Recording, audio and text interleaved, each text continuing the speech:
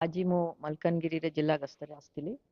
आपण माने जानिछंती जे कोनसी सरकारी कार्यक्रम रो सफल भाबरे रूपायन करिबा पई तृणमूल स्तर रे केमिति ताकू आमे प्रभावशाली करि पारिबा एवं लोक मानक पई से कार्यक्रम को ठीक भाबरे पहुंचाई पारिबा से पई फील्ड विजिट्स निहाती दरकार। से अनुसार आम विभाग रो विभिन्न ऑफिसर्स मानक विभिन्न जिल्ला रे नोडल ऑफिसर हिसाब रे कराइछि। तो मो पई मलकानगिरी जिला नोडल जिला हिसाब रे मो सेलेक्ट करिछि। काहे कि एटा गोटे दूर अंचल एटी बहुत परिश्रम संगे काम करबा को पड़ुछि।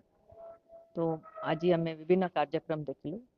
मोर दुईटा विभाग हमर गृह निर्माण एवं शहरी विकास एवं वाणिज्य एवं परिवहन विभाग तरफ जे कोनसी सरकारी कार्यक्रम अछि तार इम्प्लीमेंटेशन केमिति हबो आउ ताकू केमिति जदि कोनसी समस्या अछि गैप अछि से भीतर विभिन्न कार्यक्रम गुडी को आमे जे हाथ को नेइछु से कार्यक्रम गुडी का केमिति इम्प्लीमेंटेशन होउछि क्वालिटी केमिति रहउछि ताकू टाइम लाइन रे केमिति आमे कंप्लीट करबा से ऊपर मो समस्तंकर जेमिति हमर टीम मेंबर्स अछंती हम विभाग रा अधिकारी माने अछंती तांका संगरे चर्चा करिछि। आपण माने मध्य हम संगरे सहयोग करिकि किछि प्रोजेक्ट गुडी कर ऊपर फीडबैक मध्य देइछंती।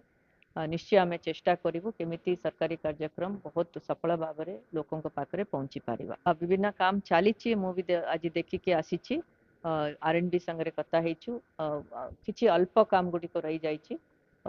यदि 300 मीटर रनवे टा बढ़िबार अछि किंतु से छाडी के मध्य हमर अन्य कार्यक्रम यदि सारिबो जे द्वारा सिटी ऑपरेशंस आरंभ हे पारिबो से पई कोन दरकार सेटा आमे चर्चा करिछु ताको परामर्श मध्य मो देइछि। से अनुसार से माने खूब जल्दी करबा पई चेष्टा करछंती। हमर विभिन्न पानीय जल प्रकल्प मध्य आमे चर्चा कलु जेमति बाली मेला रे पानी रा असुविधा होछि किंतु मे एंड सुद्धा सेटा कार्यक्रम सारिबा पई जेमति लोक माने 24/7 पानी पाई पारिबे सेटा मध्य आमे आज डेट लाइन टा फिक्स करिछु।